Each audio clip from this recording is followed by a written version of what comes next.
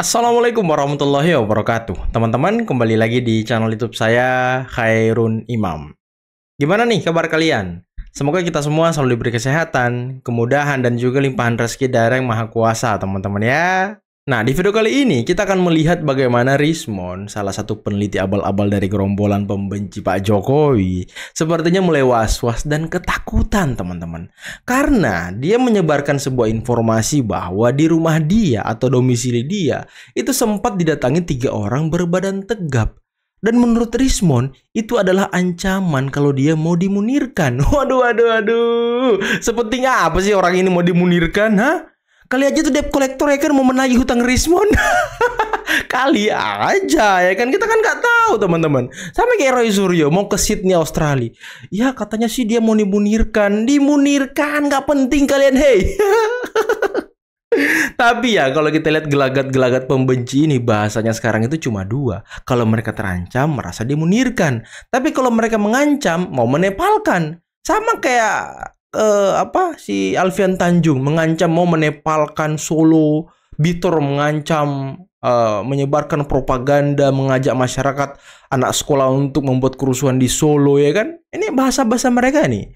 Ditambah lagi Rismon pernah juga mengatakan mau menepalkan Mendikdasmen. Ya saya curiga ini settingan mereka juga teman-teman. Munirkanlah apalah, aduh nggak penting kalian. Tapi teman-teman, saya mendapatkan video nih. Pemuda NTT ternyata mengancam Rismon karena mereka merasa direndahkan. Kira-kira ada apa ya? Nanti kita simak videonya. Karena di video akhir kita akan mendengarkan sebuah ini hal yang mengejutkan juga, di mana Denny Siregar ikut mendukung Pak Jokowi atau membela Pak Jokowi dalam carut-marut kereta cepat Wush. Kok bisa ya? Padahal gerombolan-gerombolan mereka ini menyerang Pak Jokowi dengan isu kereta cepat. Dan nanti ada video pidato Gibran juga ketika berada di Papua. Dan ini sangat luar biasa teman-teman. Tapi sebelum kita mulai videonya, jangan lupa like, subscribe, dan share. Dan tanpa perlu berlama-lama lagi, mari kita mulai videonya berikut ini. Pak Prabowo Subianto, bagaimana ini Pak? Kalau benar info yang akan memunirkan saya, dan saya dapat 3 orang mendatangi domisili saya, menanyakan saya, pemuda berbadan gelap, berbadan tegap. Ya bukan gelap ya, tegap. Ada nggak jaminan untuk rakyat semacam kami? Lagi hutang kali. Sangat merendahkan kami. Rismon, kau singgung nama NTT, singgung ekonomi. Michael, saya nggak ada urusan kalau tidak menyinggung tentang ras. Kau bukan menyerang Mosato, tapi kau serang NTT. Ketika kau serang NTT, kau serang kami, orang NTT. NTT dan Batak selama ini solid. Tapi kau mau coba menghancurkan soliditas NTT dan Batak. Saya nggak ada urusan dengan ras Batak. Saya berurusan dengan kau, Rismon, dan Michael. Wow, apa ini? Mau apa kalian? Ketemu di mana? Dengan mode apa? Diskusi? Atau mau tinju? Siap kami hadapi kalian. Sakin. Jarang sekali saya bertemu dengan Bang Mosato. Tapi ketika saya mendengar bahwa dalam pertikaian opini publik, kalian sampai menyeret-nyeret tentang ras, nama NTT, dari NTT ke Jakarta bawa simpak berapa biji? 3. Itu sangat merendahkan kami. Biar paham. Rismon, Senipar, dan siapa itu namanya, satu lagi tuh, ikan buntal tuh. Ikan buntal ya kan? Ikan buntal satu tuh, yang dia bilang saya kampret itu, ikan Sinaga, ya. Buat yang menonton, kirim video ini ke Sentana, Michael Sinaga, dan Rismon. Lu jual, gue beli, oke? Lu kira saya takut? Kau mau laporkan ke polisi? Kau laporkan. Saya tunggu laporan kau. Rismon, saya tunggu laporan kau. Kau kan panik, ya? Kau panik karena kau ketakutan sebentar lagi kau akan masuk tersangka. Dari Yamaguchi sudah masuk bahwa kau akan segera dipenjarakan. Wow. Ya. Karena ijazahmu itu palsu, dan dari Yamaguchi ya sudah kemarin mendatangi Polda Metro Jaya, ya. Setahu itu. Lu mau kabur kemana ya? Lu kemarin di live lu bilang lagi di Swedia. Lu mau pura-pura mau tipu masyarakat bahwa ketika lu itu Rosario aja udah kabur ke Australia karena tahu penetapan tersangka. Sekarang ya kamu kabur kemana? Nah. Di saat para pengamat politik baik yang dari profesional sampai yang ke abal-abal mengomentari masalah kereta bus, Bapak Presiden kita, Bapak Prabowo malah mengatakan akan menambah kereta api.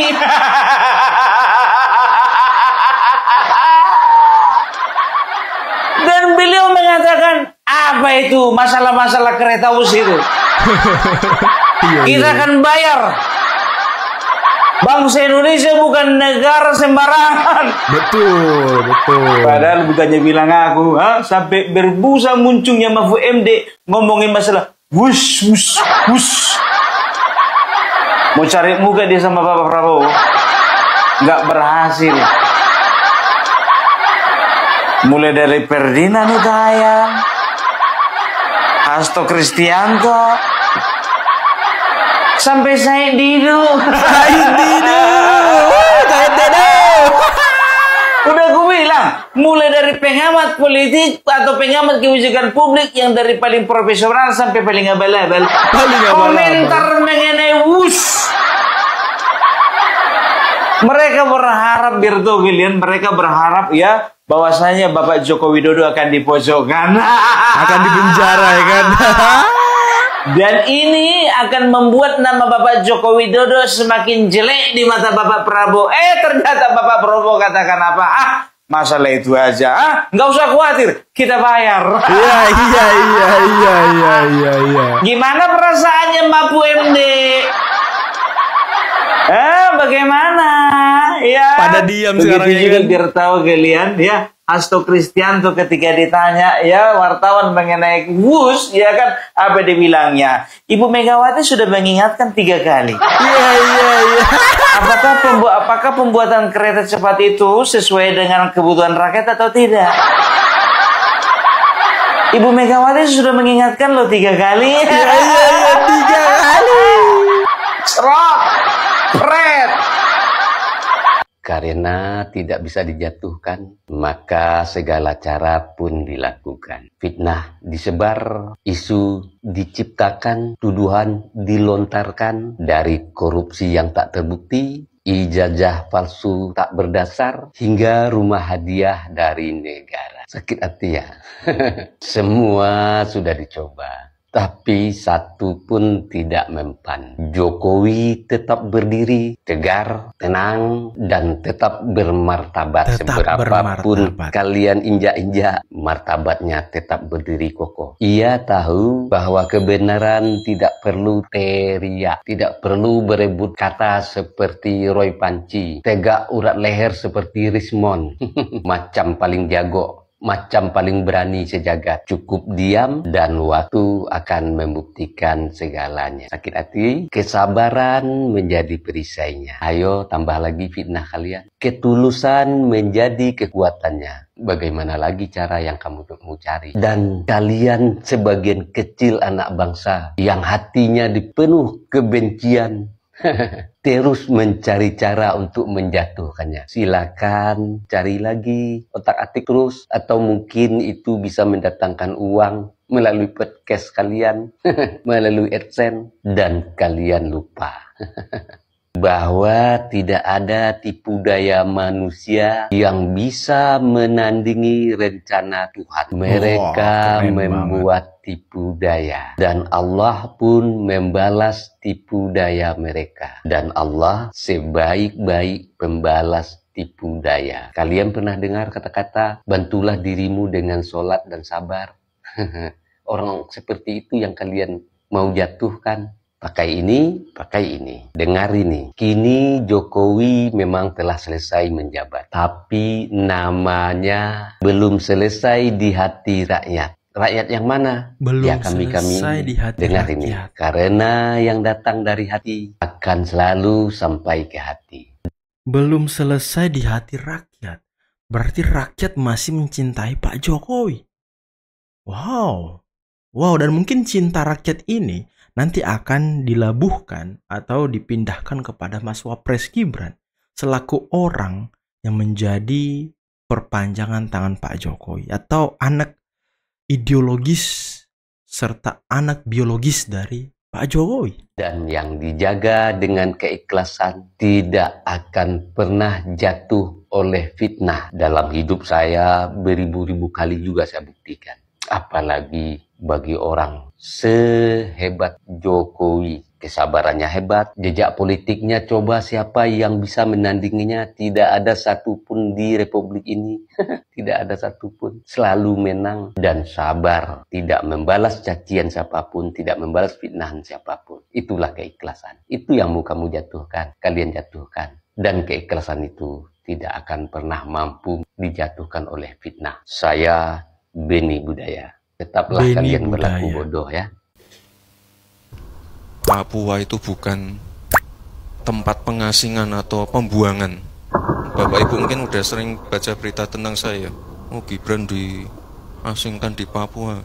Tidak, itu enggak benar. Papua itu bagian dari NKRI.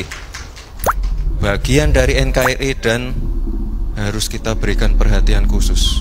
Itulah kenapa ada 2 lembaga yang mengawal pembangunan di sini. Dan saya yakin tadi ya Pak Gubernur, orang-orang yang ada di sana itu adalah orang-orang terpilih, orang-orang yang mengerti problem di Papua, dan saya yakin nanti ke depan akan ada terobosan-terobosan baru, inovasi-inovasi baru yang nanti akan membawa manfaat yang baik untuk masyarakat Papua. Amin. Kira-kira itu Bapak Ibu, nanti saya lebih banyak mendengar saja terkait keluhan-keluhan, masukan-masukan dari Bapak Ibu semua. Terima kasih. Wassalamualaikum warahmatullahi wabarakatuh. Tapi betul nggak menurut abang Pak Prabowo ini langkah Prabowo Gibran kan waktu itu Pak Jokowi juga udah ngomong sebenarnya kan kita dukung Prabowo Gibran periode kedua gitu. Aku lupa deh gimana. Iya kan sebagai sebuah ini ide mengikat Pak Prabowo nggak? Enggak. Satu dan kedua mengikat tentu enggak. Perjanjian Prabowo Gibran atau Jokowi Prabowo 2024 yang lalu dengan menggandeng Gibran itu akan expired dan kondisinya akan 100% berbeda di 2029 ketika Pak Jokowi sudah tidak berkuasa lagi dan turun. Enggak, saya setuju bahwa 2029 nanti itu pasti negosiasi baru, kontraknya kontrak baru. Benar dong, bukan kontrak tahun 2024 yang akan dibawa ke sana itu. Jadi saya setuju itu. Nah, itu kan penegasan sesuatu yang udah pasti gitu aja gitu. Ya kan surat rekomnya juga baru nanti. Iya kan? Gitu kan juga nanti dengan modal politik yang baru juga kan gitu. Jadi ya dan ketum partainya juga udah ganti nanti 2029 kan. Betul. Gitu. Kalau kongres kan. Iya. Ya pasti ada yang ganti. Pasti ada yang ganti. Pasti ada yang ganti lah gitu. P3 ya jangan konspirasi amat. Saya pengguna di postingan Instagram Denny Siregar ya Pak. Oke, Instagram ya? Ya Instagram. Saya pengguna aktif WUS. Sebulan mungkin 2-3 kali saya pakai WUS ke Bandung.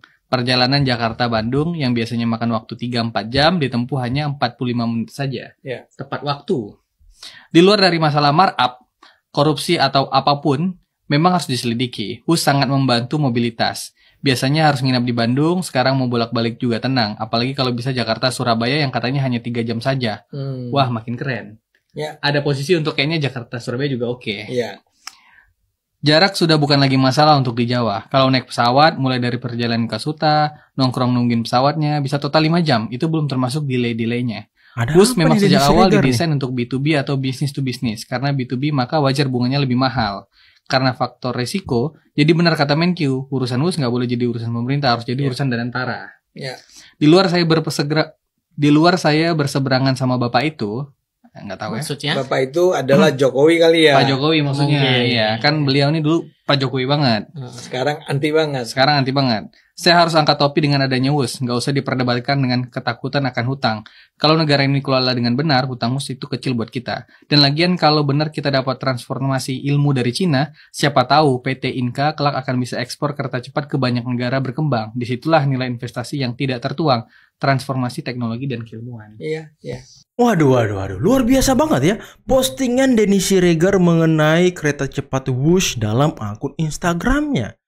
Dan ini sama seperti menampar wajah Hasto yang kemarin ya sempat mau menjilat juga kepada pemerintah. Katanya Bu Mega sudah 3 kali memperingatkan tentang wush. Aduh. Sekarang setiap ada jejak rekam dari Pak Jokowi yang dianggap sebagai beban negara, Hasto, PDIP, dan gerombolan-gerombolan banteng ini selalu buang badan, selalu buang handuk, selalu balik badan, dan merasa bahwa mereka ini seolah-olah menjadi pahlawan, pernah mengingatkan Pak Jokowi lah, pernah menolak Pak Jokowi lah. Tapi kalau kita lihat ketika pemerintahan Pak Jokowi ini berjalan, nggak ada tuh dari suara mereka. Malah di DPR, ya tidak ada penolakan sama sekali dari fraksi PDI Perjuangan mengenai wush ini. Malah mereka mendukung. Kok sekarang, waduh, ini kelihatan banget ya permainan-permainan politik praktis dari partai-partai ini, teman-teman. Kita bisa lihat sekarang bagaimana mereka akhirnya menjadi korban, ya kan. Selain itu tidak menjadi korban, menjadi penyelamat, menjadi pahlawan. Aduh, semoga rakyat bisa menilai lah partai ini. Tapi sayangnya seperti kata Opung Parbela tadi, jilatan-jilatan Hasto rupanya dihempaskan oleh Pak Prabowo dengan konferensi pers beliau di stasiun Tanah Abang yang mengatakan bahwa apa tuh ribut-ribut soal wush, gak usah kita ribut-ribut soal wush. Waduh. Datang lagi pengamat-pengamat politik, ya kan, ketika Pak Jonan dipanggil sama Pak Prabowo. Waduh, Pak Jonan akan membongkar seperti apa busuknya dan korupsinya Jokowi di dalam hutang kereta cepat wush. Waduh.